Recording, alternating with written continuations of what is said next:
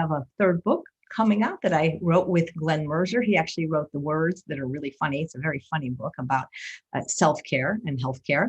And I contributed 75 new recipes that are really easy, that reflect the way I eat today. So I hope you'll consider checking it out when it comes out next week. If you sign up for my mailing list, there'll be lots of bonuses if you buy it on the day we say. But we have a doctor today who also went to culinary school. So we have that in common. I didn't go to medical school, but I did go to culinary school. And he also has a book that he's hopefully going to talk about. It's a kid-friendly approach to digestion. And it's a very cool book, which I will give you. We can't see it until you show up, because the way Zoom works is you have to talk. So I'm going to introduce you now, and then I'm going to shut up. I met this guy through Dr. Will B, because I'm hosting a GI Health Summit in the fall. And I said, we need some more really good speakers. And I didn't even know that he was plant-based or a chef. Gave not just one, but two of the most extraordinary summit interviews. One was a cooking demo. His name is Dr. Ed McDonald. Welcome to the show. I'm so happy to introduce you to the live audience.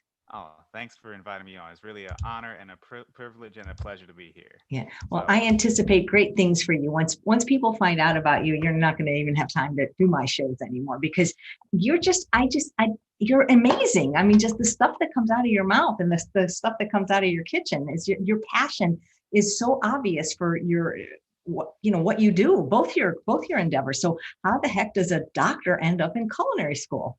Yeah, I actually want to give a PowerPoint that kind of, goes over my journey and kind of what I do and why I think food is important as a physician, and also why I really want to advocate that more doctors should learn more about food so we can have better conversations with our patients and really help people better navigate the craziness that is a food system that exists nowadays. I mean, it's really crazy. And I feel like food is really one of the most powerful ways we can control our health.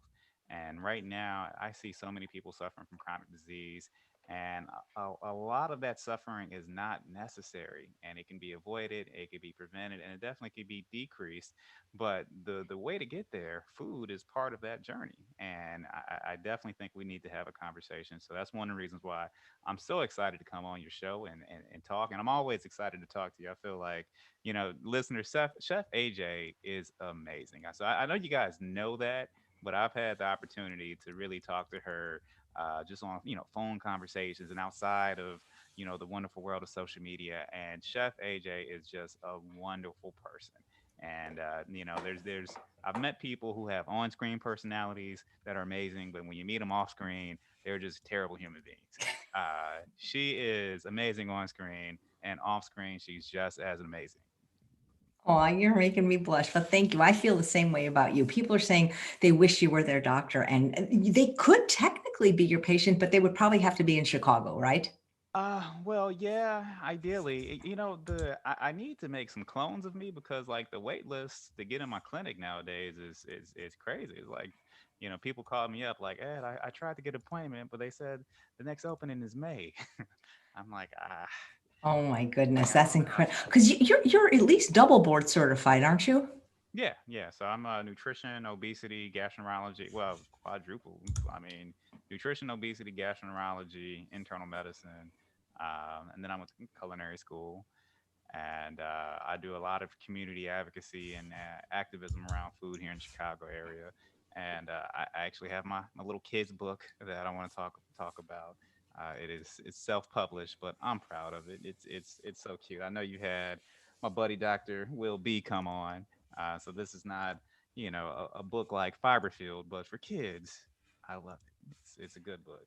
I'm going to post the link right now to Amazon so people can check it out, and I hope they'll Yeah, get it. we can definitely talk about it, but I really just want to talk about my journey in terms of like what got me inspired to go to culinary school as a physician, and then also I really want to talk about what the food scene looks like here in Chicago. So when I say the food scene, I don't necessarily mean what amazing restaurants we have. I really want to talk to the listeners about what the average person living in Chicago may be going through when it comes to food. And I do think having a conversation about food insecurity is an important one, and it's one that doesn't really happen, at least not in the world of YouTube and social media, as much as it should. But it happens in my clinic all the time. So it's a lot of people out here that are struggling. I feel like that struggle should be within the public's eye. Great. I look forward to hearing your story. Okay, so can I share my screen and do a You pop? sure can. There's a little button on your end that says share screen. Will do. All right, so listeners, if you guys are listening, I hope you are. Whenever I give a talk, I don't even like to say lectures and whatnot. I like to say I participate in conversations. Okay, so this may be a conversation with some slides, but by all means, interrupt, ask questions. So I think Chef AJ is going to be monitored for questions. You can stop me at any point. Okay, I won't take any offense, and I actually like to hear some feedback and some audience participation. And Chef AJ, obviously, this is really a conversation. So anytime you have a question, anytime you want to say anything, I want you to jump in there and keep the conversation going. Okay? Oh, okay, just a couple of people are saying your volume is lower than mine. So if there's anything you can do to bump it up a little bit, that would be great. Yeah. Is this better? Yeah, maybe just be closer to the mic. Perfect. Okay. Yeah, that's good. I'm actually rushed to get home and I have my little podcasting set up and everything. So let me share my screen here.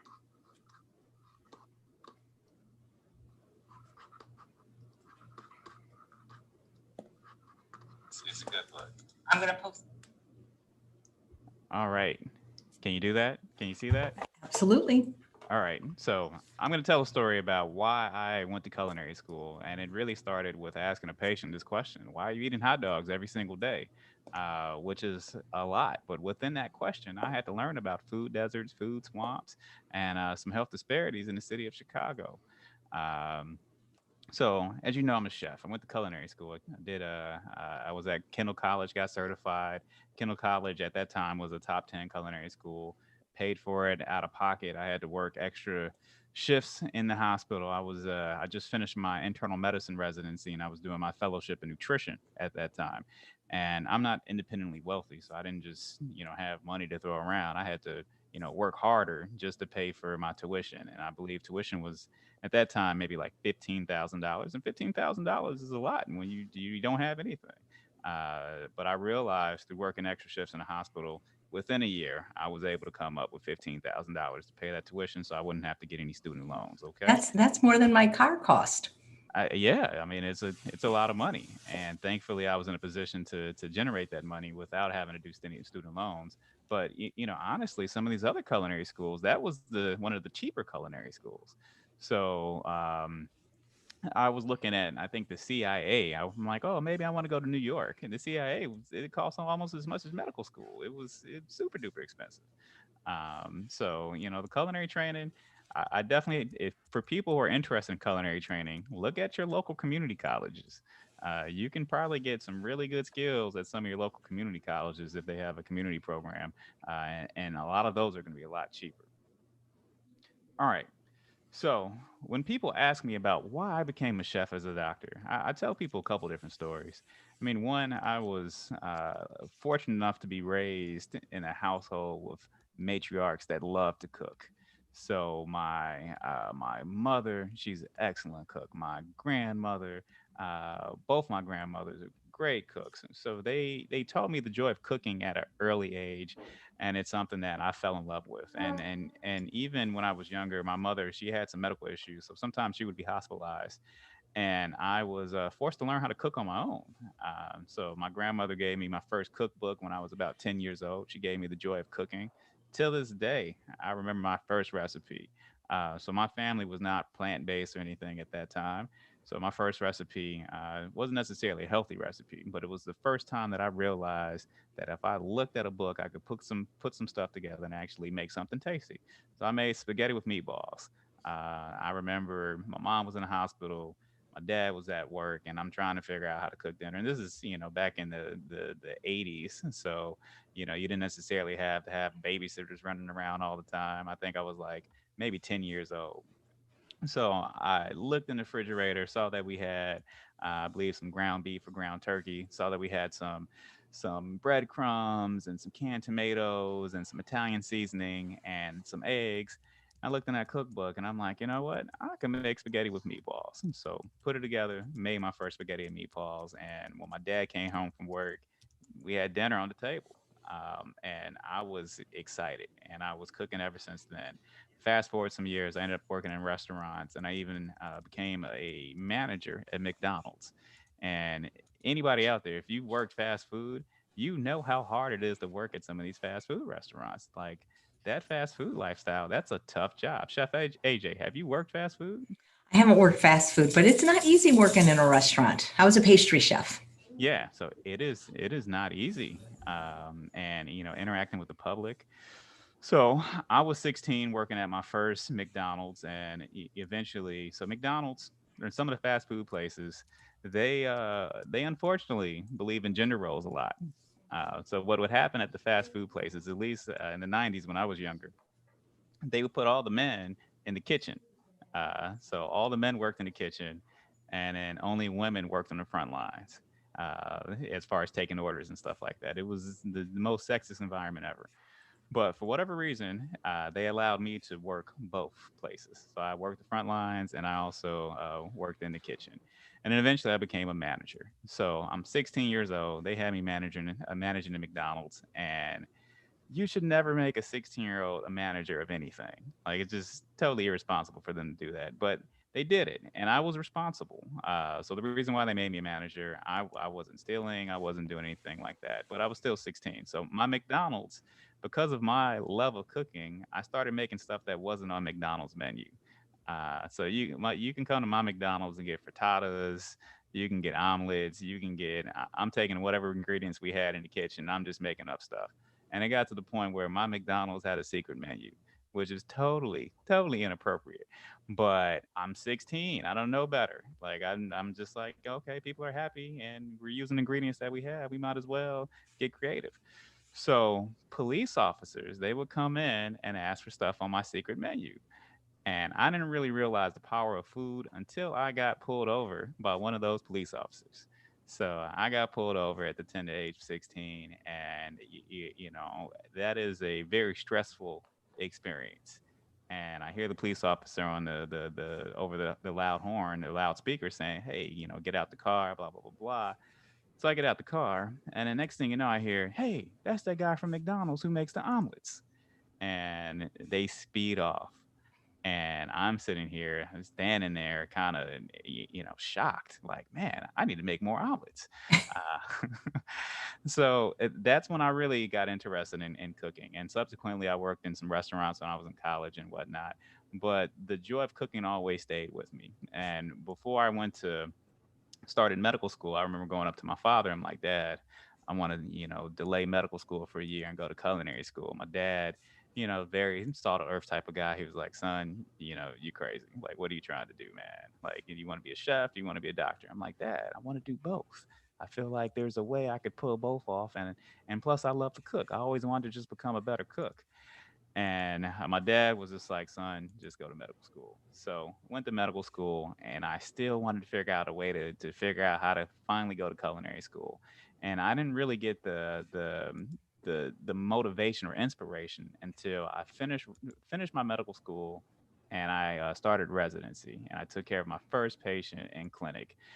I was at the Jesse Brown VA in Chicago, and I had my first clinic patient. I want to use his story to talk about not only my journey, but also some health issues in Chicago. Okay. So, this patient, he was 59 years old. He was a Vietnam veteran. And at that time, the Vietnam veterans were, still under the age of 60. He was divorced, he was underemployed, he couldn't cook. He also had some chronic diseases, and these chronic diseases are very common in America. So he had diabetes, he had high blood pressure, he had fatty liver disease, he was a little bit overweight, and he also had a stroke in the past, which we call a CVA. So for him, I learned about diabetes. I learned about all this stuff in medical school. But what they did not teach us in medical school is the role that food plays in some of these conditions and even how to manage some of these conditions with food. So I asked him one of the most powerful questions that any doctor could ask anybody, in my opinion, in my humble opinion. I asked him, "What do you eat?" Now, I looked throughout his chart. He had plenty of doctors before me. I was not the first doctor to take care of him, but I was the first person to actually ask him this question and document the answer to the question. So he's never seen a dietitian before this. This man has diabetes, has high blood pressure, but since dietitians are not readily available depending on your insurance, and he's at the VA system, he didn't see anyone. So all the doctors before me, instead of asking him this question, every time he came in with his blood pressure up or his blood sugar elevated, they would just increase his medications. They would add more blood pressure medication, increase insulin. If he was on lisinopril, they would add hydrochlorothiazide. If he's on metoprolol, they would add some more of the lisinopril. I mean, it was crazy. So I asked him this question: "What do you eat?" And his response was hot dogs.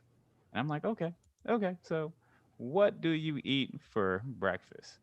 And, he kind of gets a little bit agitated because he's repeating himself, but he says hot dogs. And I'm like, what do you eat for lunch? And he's getting a little bit more agitated. He says hot dogs again. And I knew I had to ask him what he ate for dinner. I knew I had to. So I said, "What do you eat for dinner?" And at this point, he's getting really agitated and he's about to walk out the door. And he finally yells, "Hot dogs." So on the inside, I felt like this picture. I mean, I was shocked that he was just eating hot dogs every single day. Now, I'm a professional. I can't, judge anybody for the foods that they're eating. But I felt shocked because I knew that no one asked this man before me about what he was eating. And everyone was just giving him more blood pressure medications when he was just eating hot dogs every day. So we had to do something different. So I started giving him some recipes. But in order to really figure out why he was eating hot dogs, it wasn't just giving him some recipes. I really had to have a glimpse into his world and really understand what was going on in his life that put him in a position where he's doing hot dogs every day for every meal. So he told me he couldn't cook. He told me he likes hot dogs, and he also told me that he doesn't have any money and there's no grocery stores in his neighborhood. So I felt like I was a medical student again because in medical school, I mean, they taught me a lot about what can go wrong with the body, how to treat it, but they didn't teach me about what to do when there's no grocery stores in the neighborhood, or what to do when someone can't cook, or what to do when someone doesn't have any money. But all those things are actually affecting the conditions that I'm trying to treat. So I had to figure this stuff out on my own. So the first thing I had to learn about was processed foods and how dangerous processed foods can be. So hot dogs, that is the probably the ultimate example of a meat-based processed food. It's rich in a bunch of different nitrites and stuff like that. It's like who knows what is actually in a hot dog. So he was doing processed foods because he couldn't cook. He liked hot dogs. They were cheap and they were easy. And for him, he's not alone in having those reasons as to why he was doing the ultra processed food. So there was a good study based upon a market research firm where they asked a lot of people the reasons why they were doing these processed foods. So 43% said they were affordable, 41% said they were easy, 20% said they tasted good, another 61% said they were convenient, which makes sense. I mean, processed foods are everywhere; they're easy to get. Um, but what's interesting, he wasn't alone in terms of the amount of calories that were coming from his processed food. So even though it seems obvious because he was just doing hot dogs, but for the average American, a lot of our calories are still coming from ultra processed foods. We're just doing a larger variety, a wider variety than just hot dogs. But there was a good study that found that for the average American, 60% of our calories come from ultra processed foods. So even though he was just doing eating hot dogs, but there's a lot of people that are eating hot dogs plus a whole lot of other stuff that are still ultra processed in America, which is different than other countries. So what's interesting, if you look at a big study that happened in France, where they looked at the percentage of calories that people in France were eating from ultra processed foods, they found it was only 36%. Now, in the nutrition literature, there's this whole concept of the French paradox, okay? So, the French paradox is basically, why is it that the French are eating pastries and, doing baguettes and stuff like that and drinking red wine? But why is it that they're doing those type of foods, but they don't have the same rates of heart disease and diabetes that we have here in the United States? So people, make it seem like it's a mystery, like it's a paradox. But the reality is, to me, it's pretty obvious. Like the French are doing way less processed foods than we are in the United States. So I don't understand why it's a mystery. When we've done the studies, we know what the answer is. Um, so, for the sake of argument, what are the different types of food processing? And it's good to know. I feel like This is the average stuff that we should learn in high school. We should learn about the foods that we're eating and the categories in which they fall under. And we definitely should learn this in medical school, but we do not. I mean, my medical students, since I'm in charge of their nutrition education and giving lectures, they learn this stuff, but not everyone has the luxury of going to University of Chicago where I teach. So there are four categories of food processing, and we call this the NOVA classification. So you have your unprocessed foods, you have your processed culinary ingredients, and you have your processed foods, which are like canned goods and dried fruits. So the processed foods, they actually kind of resemble regular foods or natural foods. But then you have your ultra processed foods, which are basically like soft drinks and, packaged snacks. So, for instance, grape soda has very little to do with the grape, whereas a raisin, I mean, a raisin is basically a dried grape. And depending on where you go, they may add a little bit of sugar or something to it. But for the most part, it is a processed food as opposed to an ultra processed food because it resembles the grape. You can draw a line between the raisin and the grape that makes sense. But grape soda, again, I don't even know if there's any real grape in grape soda. It may be just grape flavoring, and who knows where the grape flavoring comes from. But by definition, your ultra processed foods are going to have industrialized ingredients that you can't find at a grocery store. So this is like you have to go to a chemistry lab or order some of the stuff on industrial websites to actually get access to some of the stuff. So again, some of these processed snacks that everybody loves, like your favorite cola. I don't want to say any names because I don't need any big companies coming after me or Chef AJ. But your favorite pop, like I went to culinary school. I can't come home and just make pop. Like I don't know, what would be involved in that, or even some of the your favorite packaged snacks. Like I can do bacon and pastry, but I can't just make, some of the stuff that you see at the gas station. So these are all examples of processed foods. Now, should we care about food processing? Yes, definitely. The average person out here, you should definitely care about whether or not you're eating a lot of ultra processed foods, and there's a lot of studies that indicate why. Okay, so I don't want to get too in depth as far as science, but we're gonna try and we're gonna keep it simple. And I want people to ask questions because I think these are important concepts that the average person should know.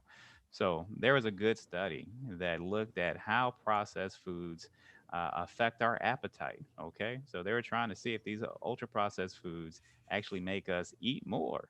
I have a weight management clinic, so part of my advice to my patients is not only eating more fruits and vegetables and maybe even trying to transition to a plant-based diet, but ultimately we have to figure out ways to not do ultra processed foods, and this is one of the reasons. Okay, so in this study, they gave people 2 weeks of ultra processed foods and 2 weeks of unprocessed foods. Okay. And they matched the ultra processed foods and unprocessed foods in terms of calories. They were the same amount of calories, but they let people snack on however much they wanted to. So you had your standard meals that were matched, and you can do whatever you want to do for snacks. So if you were on the unprocessed phase of the study, you just had to do unprocessed snacks. If you were in the ultra processed phase of the study, you got to do ultra processed snacks. But they also checked their weight throughout the process, and they also checked different hormones that can affect how hungry we are.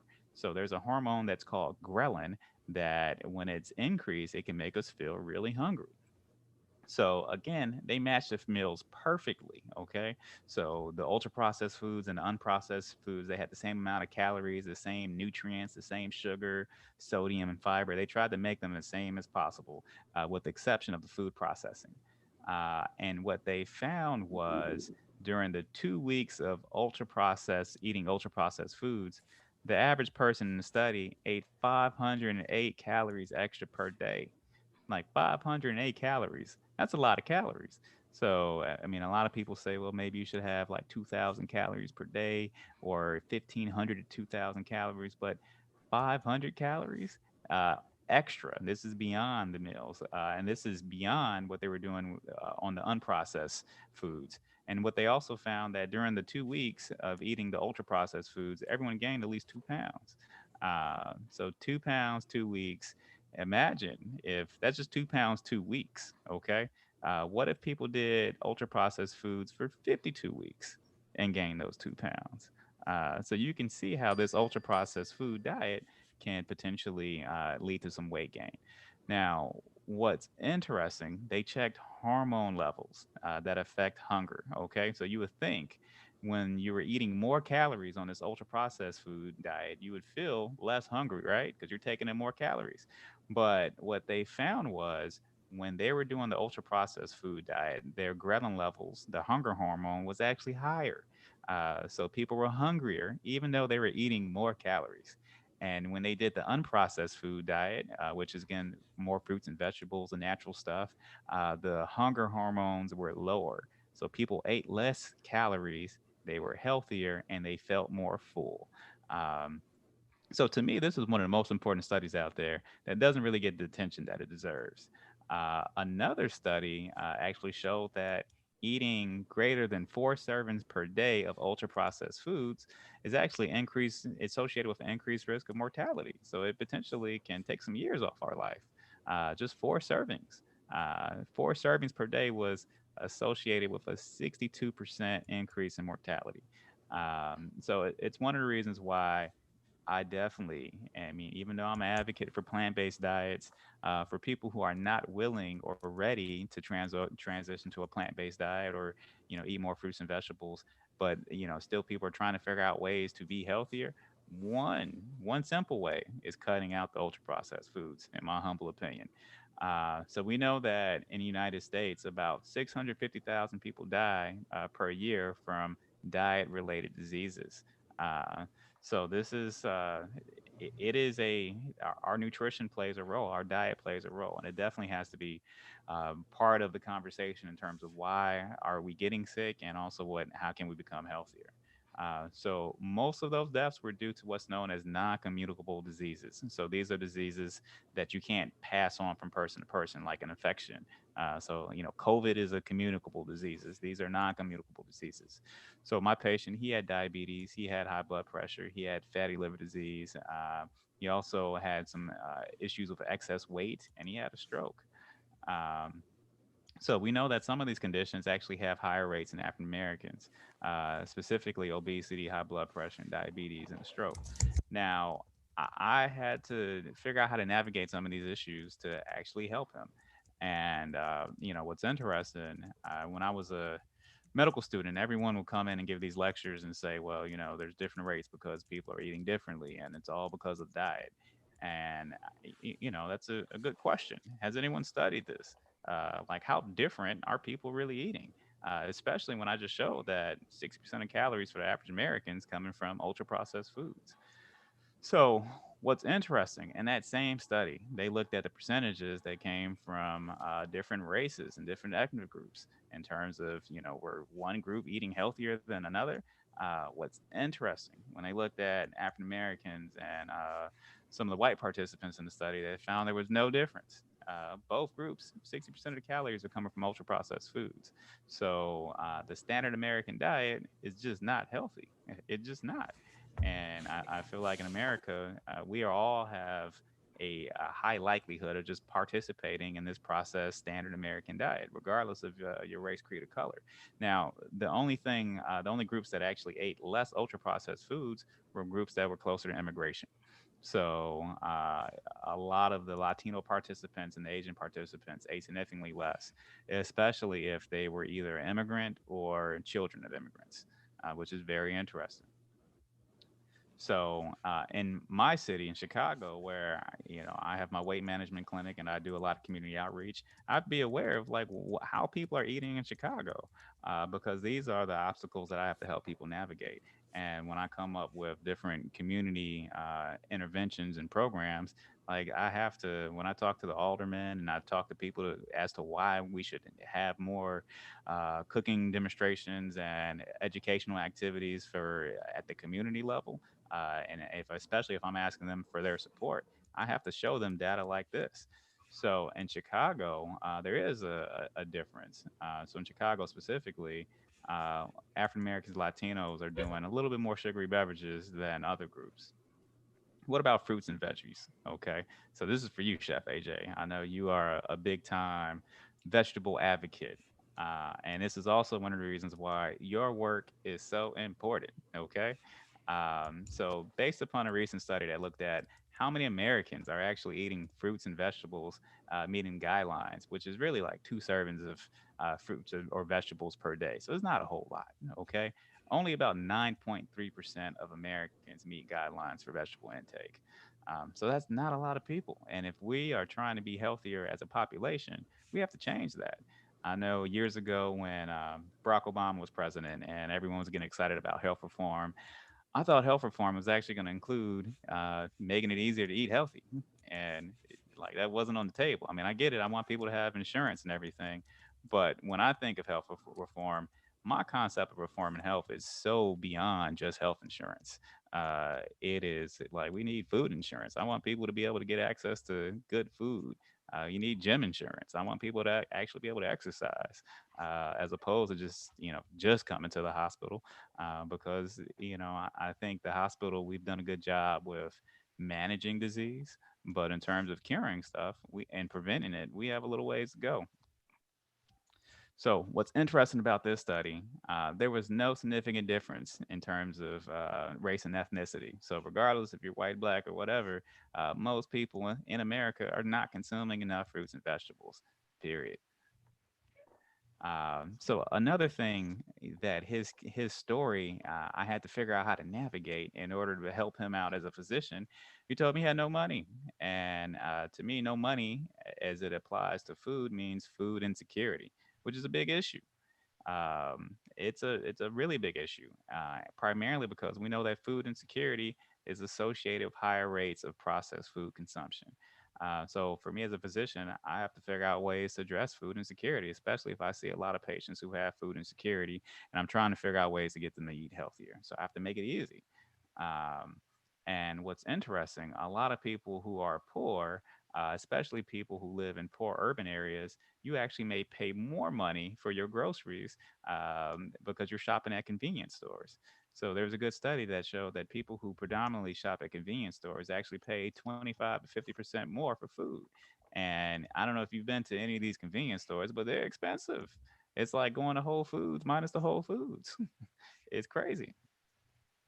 And another thing that's interesting about food insecurity, this is an issue that affects everybody. And I know when we talk about health disparities, oftentimes we focus on underrepresented minorities, but this is an American problem. Half the people who are food insecure are white. And the rates are about 2 times higher in Black and Hispanic households, but there's a lot of Americans out there who just don't have access to food. And what hurts me, with this whole COVID situation, I don't know if you heard Chef AJ about how a lot of people, a lot of farms just didn't know what to do with their fruits and vegetables since all the restaurants were shut down. So everything was just wasted. That is that hearing that broke my heart because I have patients who literally struggle to get food, and hearing how we had food just thrown away in our country that we could have at least given to some of the food pantries or figured out something to do with it as opposed to just throwing it away. It's so sad, and there's really just no good argument for it because we have great infrastructure.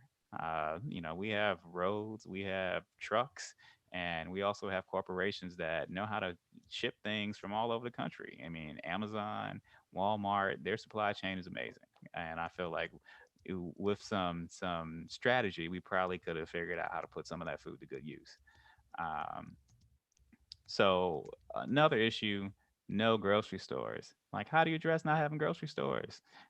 That's something that you don't learn in medical schools. So he was living in a food desert. He lived in the Inglewood neighborhood, and Inglewood, I mean, it's a unfortunately, there's a lot of people struggling in Inglewood. So it's on the south side of Chicago. It's predominantly African American, and average income per year is a little bit less than $20,000, and about 35 to 57% of the people in that neighborhood have food insecurity. And this neighborhood is close to my hospital. It's literally right across the expressway from the hospital.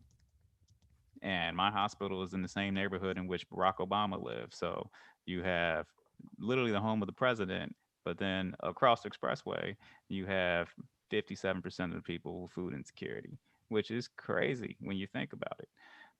But it's almost like a tale of two cities. So Lakeview's a neighborhood on the north side, not too far from where the Cubs play. It's not Wrigleyville, but it's close to Wrigleyville. And Inglewood again on the south side. So when you look at deaths associated with diabetes, very different neighborhoods. Okay, even though these neighborhoods are only 8 miles apart, but within that 8 miles, when it comes to diabetes, they're vastly different. All right, so in Inglewood, per 100,000 people, about 101 people die from diabetes. In Lakeview, up on the north side, only 35. And I would say that 35 is too much. That 35 should not be the goal. Like, we should do better than that 35, but we should definitely do better than 101. So Inglewood also is a food desert. And Chicago's food deserts are mostly in African American neighborhoods. So for me, I'm at the University of Chicago. I'm the South Side. A lot of my patients come from all different parts of the city and suburbs, Indiana, et cetera. But a lot of people are coming from the South Side of Chicago, where we're located. So how do I, as a food-oriented doctor, who wants to see more people eating, fruits and vegetables, how do I address the food desert issues? Well, first you got to learn about food deserts. So the term food desert did not originate in the United States. It actually came from Scotland. Okay, so it was first used in Scotland when the public health department in Scotland, they were trying to figure out why people who were living in the tenements weren't living as long, or why they were developing more diabetes and chronic diseases compared to other groups who weren't living in the tenements. And the tenements are basically their word for public housing. Okay, so what they found was in these tenements or areas where there's public housing, there just weren't a lot of grocery stores. And people, as a result, were just eating a whole bunch of junk food and processed foods from convenience stores. So they, in Scotland, came up with this term, food deserts. Now, in the United States, we have our own specific definition. And I like this definition because it pays respect to a lot of folks who live in rural America. So oftentimes the food desert terms, people only think about food deserts as they apply to urban communities. It's not true and it's not fair. There's a lot of folks who live, in rural America that technically live in food deserts. So USDA says food desert is at least 100 households more than half a mile from the nearest supermarket with no access to a vehicle. So transportation is important. And for rural Americans, a food desert is at least a neighborhood with at least 500 people, or 33% of the population, that live more than 20 miles from the nearest supermarket. Okay, so you can live on a farm, but if your farm is just growing corn and there's nothing else, like, and there's no supermarkets except for the market that's 20 miles down the road, you live in a food desert.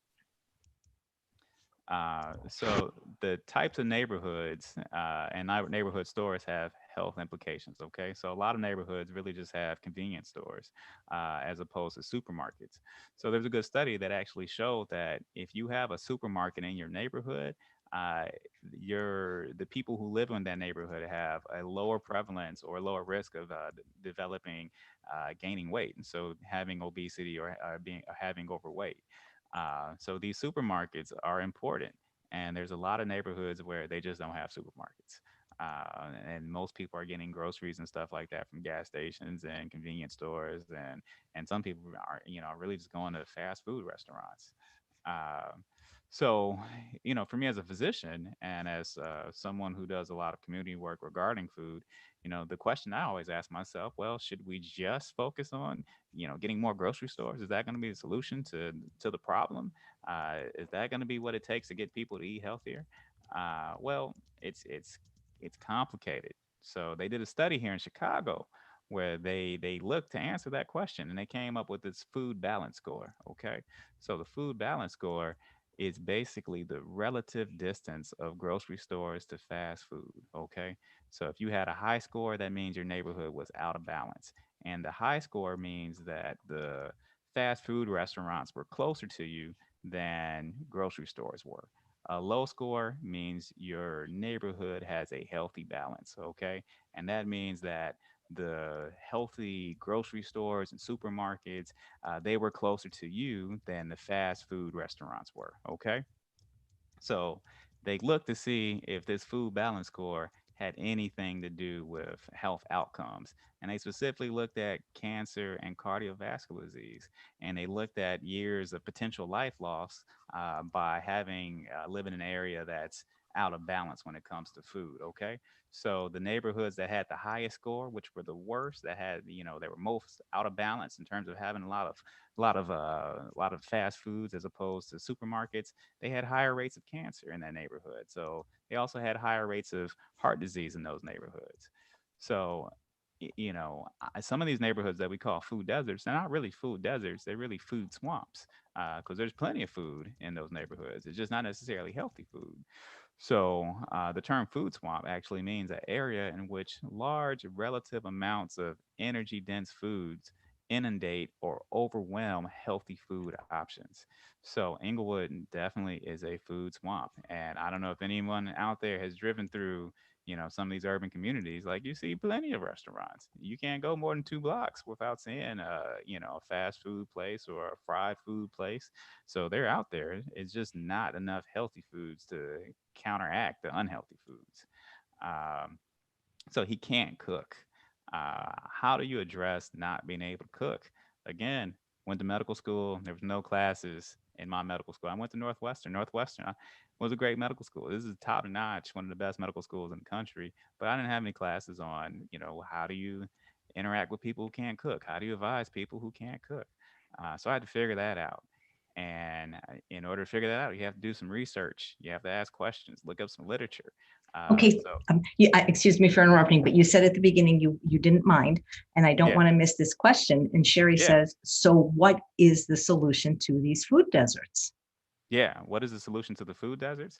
So it has to be a multifaceted solution. So one part is you definitely need to have grocery stores, but it's not just having grocery stores. We have to one teach cooking classes, and we have to improve some of the knowledge associated with the actual food in the grocery stores. We have to figure out ways to limit access to some of the unhealthy foods, and that requires a lot of education and community intervention.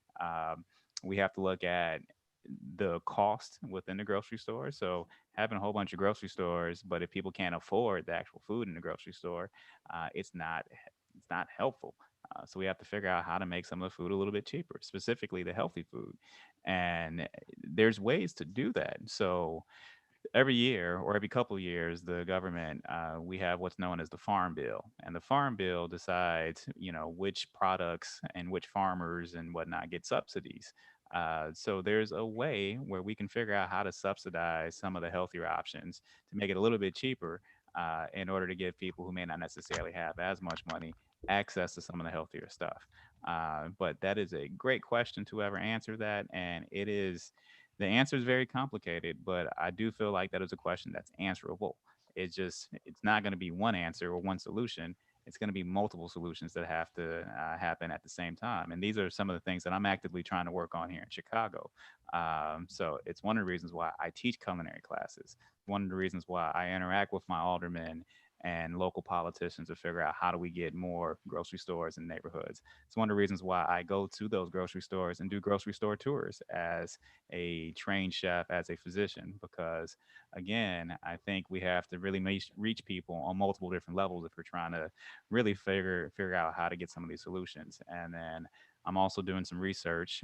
So I'm working with a couple different organizations that provide culinary classes, and we're actually trying to study how well these classes and actually food delivery, how well do they function as a potential solution. Um, so it's a work in progress. Now, what's interesting, men over the past 40, 50 years or so, we've improved a little bit when it comes to cooking. So my patient, he wasn't cooking, and he part of that generation of men that allowed toxic masculinity to rob them from the joy of cooking. Okay, so there's a lot of guys out there. My father's one of them. God bless him. Who just like stepping in the kitchen is just like, oh, men shouldn't be in the kitchen, man. It's what are you doing? So there's a whole generation that have allowed gender roles to rob them of the joy of cooking, which for me, it's sad because I love cooking. Like, I love it. And I know a lot of guys who do love it. Um, but in 1965, there wasn't a lot of men, weren't a lot of men who were actually cooking. So 1965, only about 29% of men were cooking. Now, 2008, that increased modestly to 42%. Okay, we still have a little ways to go, but 42% is better than 29%. I mean, I don't want all of us men to pat ourselves on the back to say that okay, we made it. No, we've improved, but we still have to do a little bit more cooking than what we're actually doing. And in 1965, men on average only spent about 37 minutes per day in the kitchen, and that increased to 45 minutes per day. So 37, 45 minutes per day. I mean, not really a big difference, but at least people are in there doing something more than just microwaving or boiling hot dogs. Um, so the number for women, it actually decreased. And before I get into this, so I'm just sharing the data. Like, I'm not making any political statements. I don't want to end up on Twitter as a hashtag. I'm a feminist. I'm a womanist, but I'm also a cooking advocate. Okay. So from 1965 to 2008, the percentage of women who cooked went from 92% to 65%. And there's a lot of reasons for that, a lot of good reasons as to why those numbers have shifted. Okay. So what we're talking about is access to better jobs, access to higher education, and a decrease, not elimination of gender roles and some of the toxic stuff going on, but a decrease. We still have a long way to go as far as wage equality and everything, but so I understand these numbers, okay. But again, I think one of the most powerful ways, or one of the best ways we can control our health, is controlling our food. And in order to control your food, cooking plays a role in that process. And if you're not cooking, that means you're giving the control up to somebody else. So for my patient, I gave him recipes. Okay. So he was at the VA clinic. I literally wrote down, I asked him, I'm like, look, sir, you can't live off hot dogs every day for years by itself and expect to live a long, healthy life. Like, it just doesn't work that way. So I wrote down a napkin. I asked him, like, look, man, what's your favorite vegetable? He said broccoli. I'm like, okay, can you get broccoli? He was like, yeah, I can get broccoli. So I wrote down a recipe on how to roast broccoli. Just something simple, nothing too crazy. Put the oven 425, 450 or so. Or, put a little bit of olive oil on there, a little bit of salt, not too much, a little bit of pepper, not too much. Let it roast 15, 20 minutes, get a little char, but don't burn it. And I wrote it down on a napkin, and I saw him maybe 3 months later. So he comes back to see me. He's like 25, 30 pounds down, blood pressure's a little bit low. And I was worried about him. I'm like, man, he lost all this weight all of a sudden.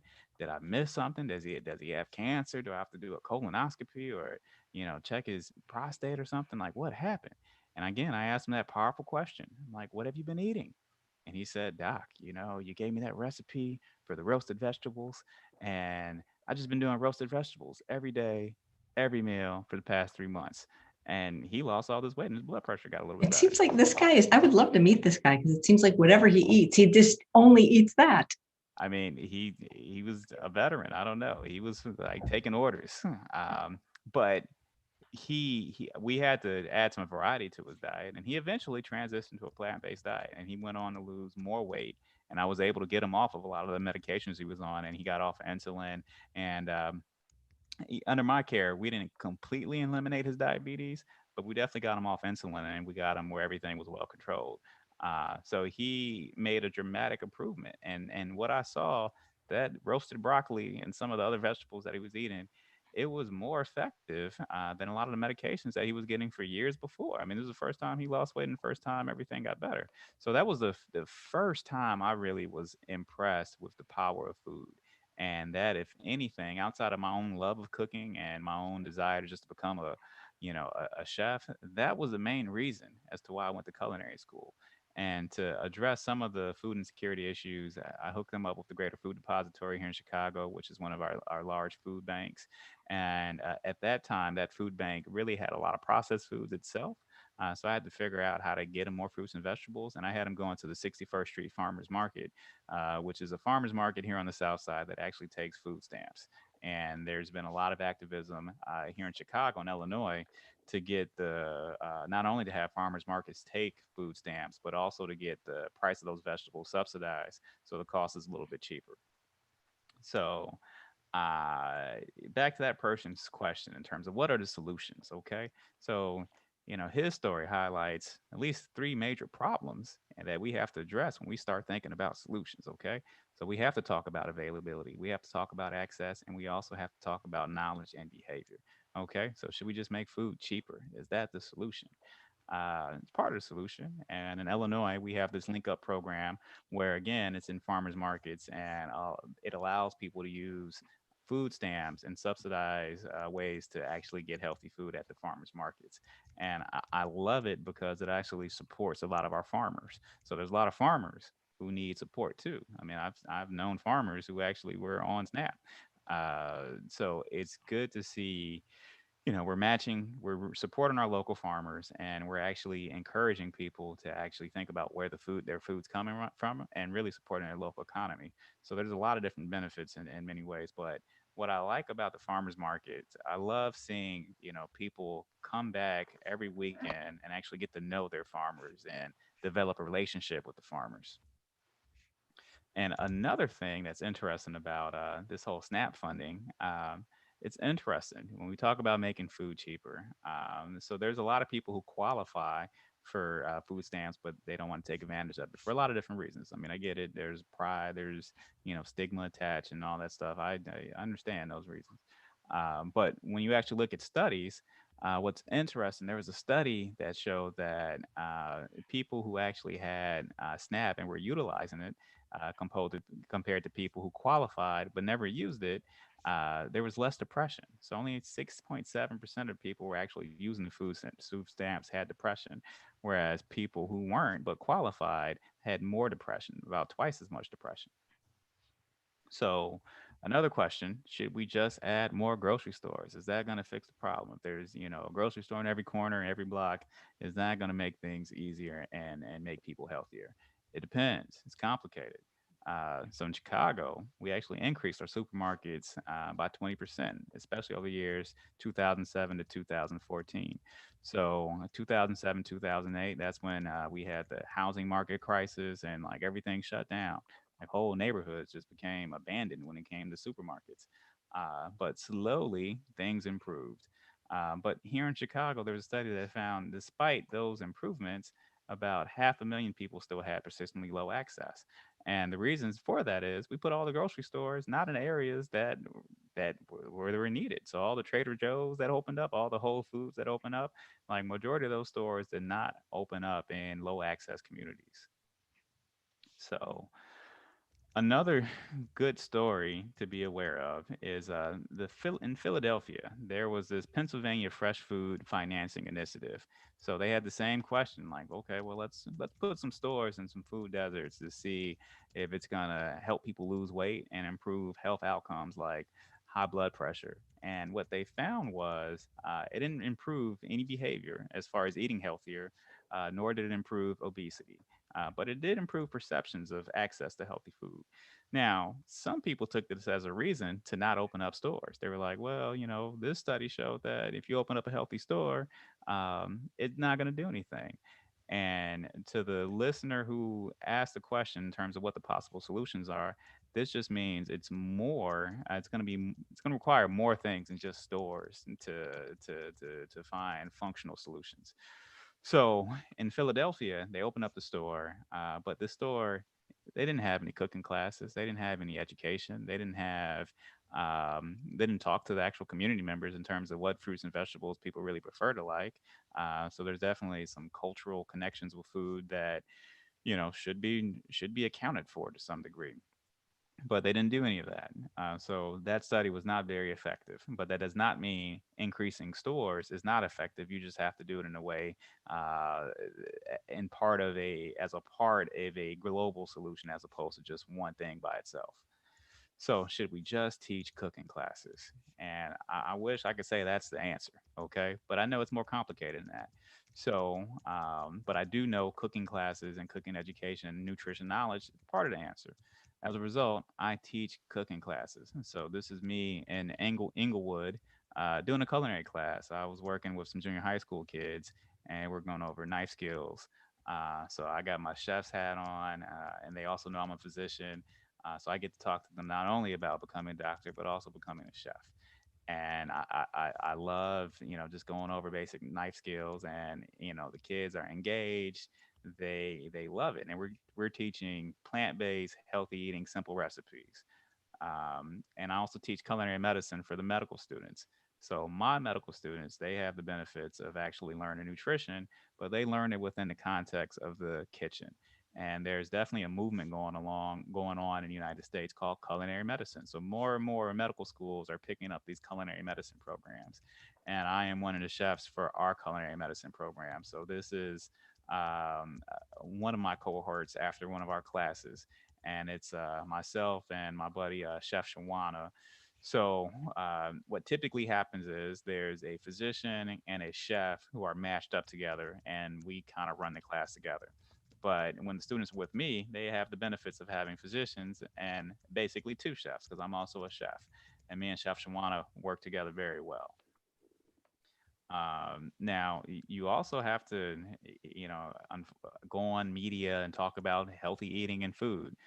So it's one of the reasons why, again, I have the privilege of being here talking to you all, but I've gone on television and I've talked about healthy food and calories and processed foods, etc. Because it's part of, I feel like, our responsibility as physicians to actually help educate people. And if you look at the root word of what it means to be a doctor, it comes from the Latin word docere, which means to teach. So we are functionally, we should be teachers. And in today's society, there's nothing wrong with teaching on social media and using the media itself. But again, for my cooking classes in my hospital, University of Chicago, I do cooking classes monthly.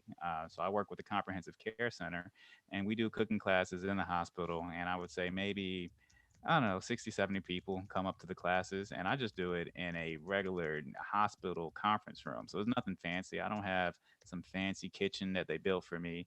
I literally, if you go to my office looks like a kitchen pantry in the hospital. So I have all my equipment, and I have, on the wall, you see my degrees. On the shelves, you see some books, but then you also see spices. You also see, prep bowls wrapped up, and I keep everything clean and sterile. But it's I just grab my little cart where I put all my equipment on there, and lug it over to a empty conference room, have 50, 60, or 70 patients in there, and we do some cooking demonstrations. So this is what it looks like. I think I was doing like a kale apple cucumber smoothie or something, just looking at the pictures. And then I also talk about food and nutrition on my website, thedockskitchen.com, which I know I need to update it some more, but it is a work in progress. And not only that, I feel like you have to teach the people who are actually preparing food. So, our chefs, I want our chefs to be aware about how food can impact the body. And I want more chefs out there to be conscientious about the food they're serving. So I have the luxury and privilege to actually be a instructor for nutrition at a culinary school. So Rick Bayless, one of the famous notable chefs, not only in the country but here in Chicago, he has a culinary school, and his culinary school predominantly helps underserved kids on the west side of Chicago actually not only go through complete culinary training in an expedited pace, but actually get job placements in a lot of different high end restaurants here in Chicago. So I'm jealous of a lot of the students that I'm teaching. Like they're ending up at his restaurants, at Alinea, and all these top notch restaurants. But I teach their nutrition classes. So it's really an honor and a privilege to actually be able to get in the kitchen with other chefs, and I still use my chef skills. But it's also amazing to have the ability to impact the culinary education for our future chefs.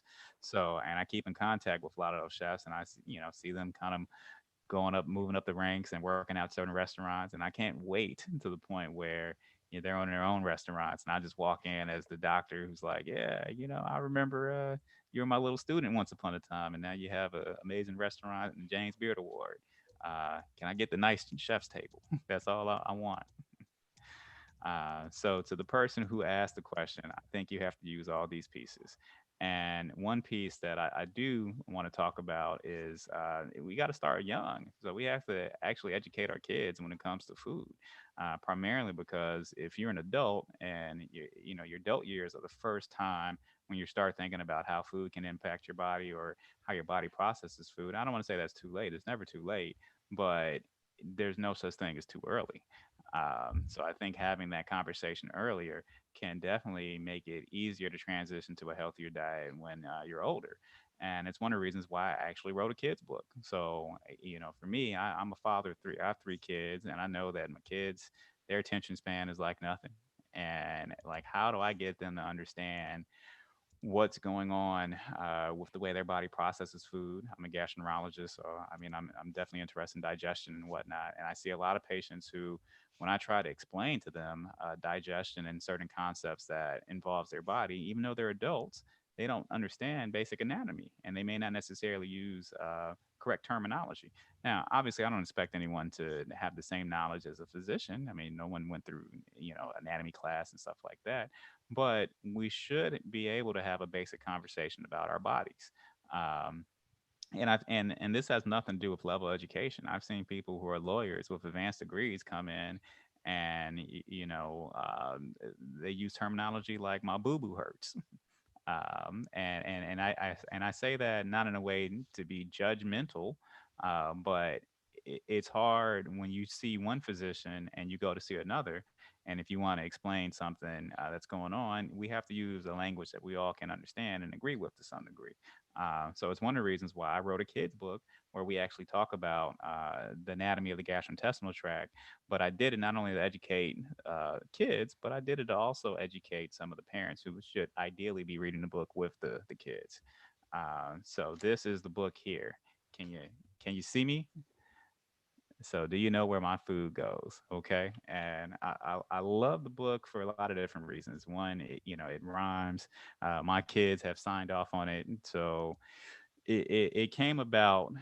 I think I was just making up random rhymes with my little girl in terms of trying to explain digestion to her. So she saw me at home reading what's known as video capsules. So video capsules are actually a tool that we use in the hospital where you swallow a pill that is a capsule that goes through you and creates a video, and we use it to identify if there's any bleeding deep in the small bowel. So she's watching me read one of these and she's asking me what's going on. So I had to try to figure out how to explain everything in a way that she could understood and understand it. And I did it in a form of rhyme. So this is basically a dad explaining digestion to one of their kids. And it goes over, just basic stuff. It starts off, do you know where my food goes? Um, so I'm proud of the book, even though it's very simple, but I like it for a lot of different reasons. I mean, a lot of kids are reading it, and it's very rewarding when someone sends me a email or a message on social media, and they have their kids with a picture of the book, and they're like, "My kids love it." It's something about having that ability to impact the future generation that makes me happy and it puts a smile on my face. What I also like about it, if you notice, I used there's images of African American dad and their kid, and I did that intentionally. I mean, before all the stuff with George Floyd and everything went down, part of my thought process, and also being someone who's been pulled over before, I wanted to figure out a way to kind of humanize black men earlier. And I thought having a kids book with just friendly faces would be potentially a way to do that. And it serves multiple different purposes. But it's a book that I'm proud of, and I am trying to get a series going. So we're working on Do You Know Where My Food Comes From? So I have Do You Know Where My Food Goes? But I think it's also important to people to know where the food comes from. So I want kids to, and I say this based upon experience. So I've gone there's some of these public schools and giving some talks, and you ask kids like where do French fries come from, and they're like McDonald's. Oh my God. Isn't that funny? I never realized, but that's your last name. Yes, my last name is McDonald, and there's so many stories. Being having a last name McDonald's and working at McDonald's, it is just I just let's just say I got made fun of a lot, Oh my even by God. customers. I remember being in drive-through. I'm like, hey, welcome to McDonald's. This is Ed McDonald. Can I take your order? And they're like, wait. Your last name is McDonald. And then next thing you know, the whole car is laughing. And Oh, I'm sitting here just trying to take the order and they're still laughing like your last name's McDonald. I'm like, I'm a person. I have oh. feelings. They call your dad Old McDonald? You see, you're jumping in too. No, they do not call my dad Old McDonald. But every generation had their own separate nicknames and everything. But I've heard every McDonald's joke under the sun. But I do feel like my fast food experience was one of the most important jobs that I ever had, and I feel like it gave me a sense of responsibility, and it really set me up to have the job that I have as far as interacting with the public. So, if you could stay cool when someone's throwing fries at you and cursing you out, and you're not really getting upset, and you're just kind of going through the motions, that same coolness applies to the hospital. So if you're in the operating room or you're in the OR and things, you have to act quickly and make some last minute decision making. It's all about staying calm under pressure. And I felt like at McDonald's, that was my first introduction to how to stay calm under pressure. The pressure, the cause of the pressure may be a little bit different, but staying calm nonetheless it's the same regardless of what's stressing you out potentially. So colonoscopies must be a piece of cake for you now compared to being on the fry service. Yeah, well, I would say being a doctor is easier than being a chef. Like working in these restaurants, I don't think people know, especially if you're working under a hardcore head chef. That is a stressful environment. It's super stressful. So I definitely hats out to all the chefs out there. You guys are geniuses. The amount of concentration you have to have in the kitchen when you have multiple different orders going, it's juggling a lot. And the short term memory for the average chef out there, it is a skill to be respected. And we don't talk about how complicated this stuff is, but it is. So the people out here who are foodies really show some love and appreciation for these chefs out here. And it's also one of the reasons why this whole COVID situation is breaking my heart. And it breaks my heart not only because, I mean, obviously a lot of people are dying, and I'm a gastroenterologist. I mean, I see this. So a lot of people, since I specialize in nutrition, clinical nutrition, I'm the person when people are in the ICU with COVID and they can't eat because they're on the ventilator. They call me in to put in the feeding tubes and stuff like that. So I know exactly what this virus is doing, and it's sad, obviously, for the health impact. But when I think about my friends and just chefs out here who've lost their jobs and closed restaurants and stuff like that, it especially knowing how hard it is to be a chef, how hard it is to open a restaurant, how much dedication you have to maintain a restaurant. It's sad. I mean, it's really sad when I see these restaurants, especially restaurants that were successful, restaurants that have been open for years. It's just sad to see them go, because even though I talk about food as far as its importance when it comes to being healthy, at the end of the day, I feel like food is just important to our experience as people. It's something that's universally celebrated, and it's something that's universally that we enjoy. It's part of our culture. It's part of happiness. So to see these restaurants get negatively impacted, um, it's really sad, and I wish I had better solutions on how to make some of the restaurants safer. But nonetheless, it's something I do think of, and I still try to support the restaurants as much as I can. Right. Just want to read a nice comment. Anna says, Dr. McDonald is an incredible man. He is certainly doing amazing work, not only for the community, but for all of mankind. Oh, I stop couldn't, it! Stop it! I couldn't agree more. She's gonna make a brown skinned man blush. Oh, Like I'm turning rosy brown. oh. Susie says, did he trademark the term male toxicity in a nice way? That might be a term that could kindly be used sometimes to help situations. He seems to be very sensitive to building relationships in work and personal relationships and quite skilled at it. Oh, I appreciate that. Well, when I talk to people about food and about trauma and about the foods that they eat, and I see people with irritable bowel syndrome and abdominal pain. Um, they're like, man, there's a lot of trauma out there that we have contributed to, and it just does not get the attention that it deserves. But when I see regular everyday people come in the clinic, and I ask them, even when it comes to food, like, when did you start eating unhealthy? When did you start gaining weight?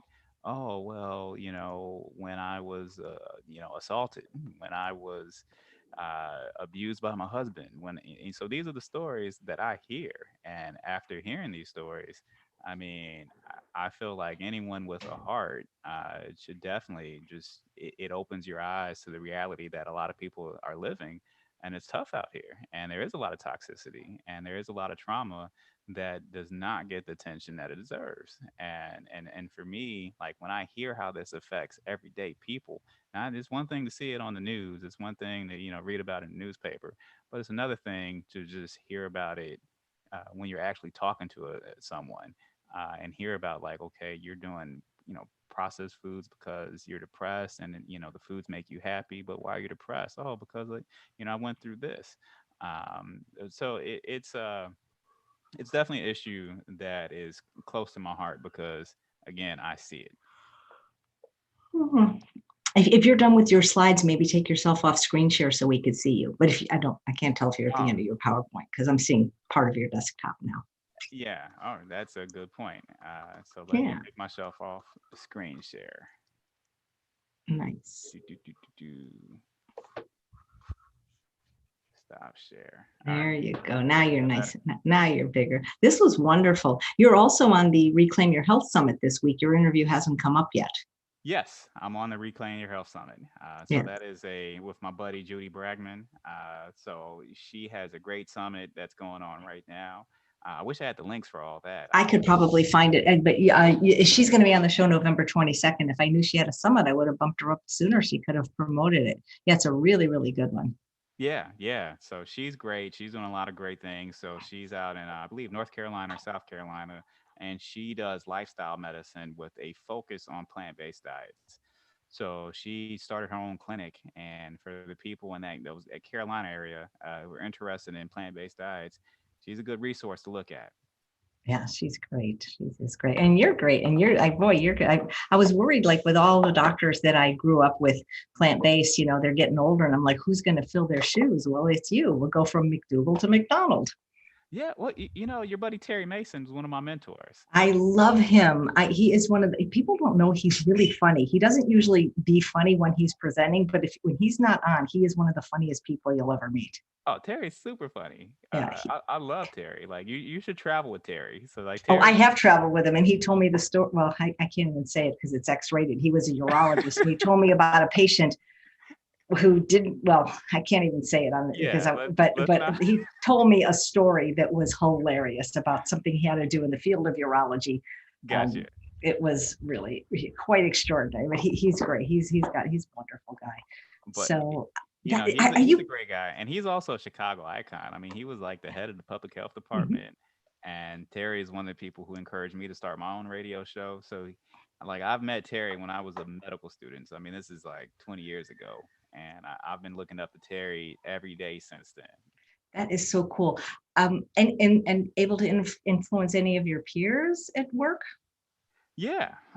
So, I mean, with the medical students and the residents, not only at my institution, but also nationwide, there's a lot of people reaching out to me about ways we can work together for community education. So, I have the medical students out in the community giving talks and lectures. As far as my peers, we started a fatty liver clinic at the University of Chicago. So, I work with the hepatologist on the fatty liver clinic, and there's also another chef, Allison Crawford. So, University of Chicago, one of my colleagues, Dr. Allison Crawford, is a chef, and she does a lot of good lifestyle medicine. And we all are trying to work together to kind of change the way we do medicine. And I feel like medicine, there's a time and place for pills, but we have to focus on food and exercise and lifestyle. And I feel like those aspects were definitely underrepresented in terms of the way we treat patients, but also our education.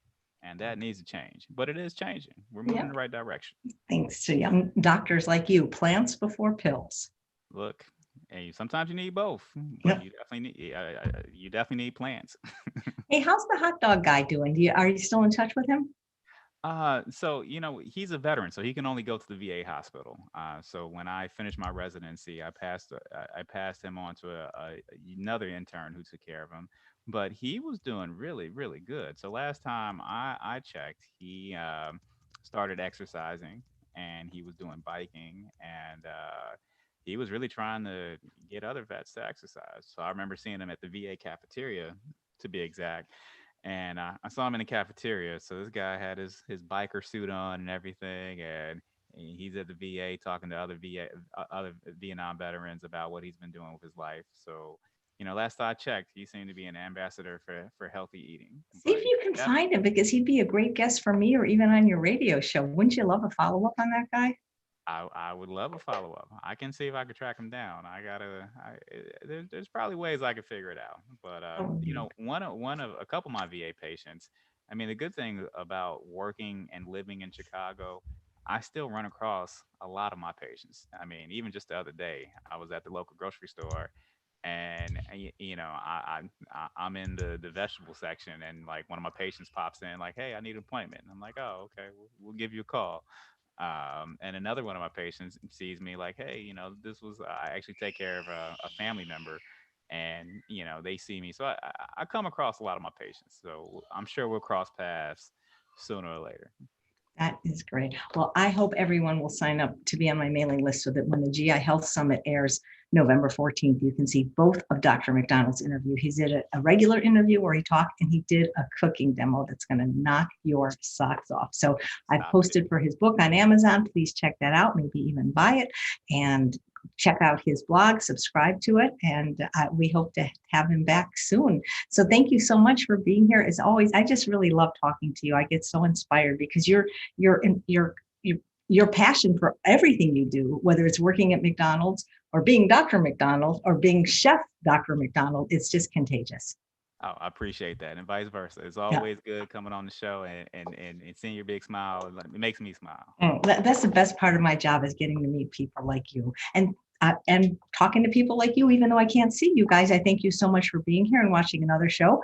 Please come back tomorrow. We have another very important guest. Dr. Christy Funk is talking about how to prevent breast cancer. And even if you're a guy, you want to watch because men have breasts, and I actually have a male friend with breast cancer. Thanks again, Dr. McDonald. Have a great weekend. All right, take care.